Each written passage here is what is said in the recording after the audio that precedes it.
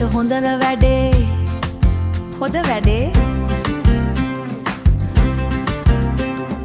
පිටිමෝල අඹරද්දි හිතේ තිබ්බ අන්දරේ මුට්ටියට තෙල් පුරවල පදම බැලුවේ ආදරේ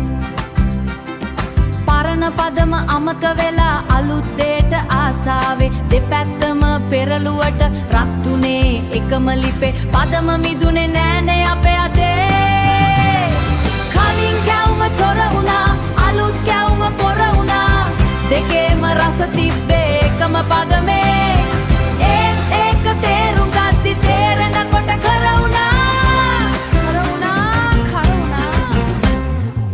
ඒකම තමයි හැමදාම උනේ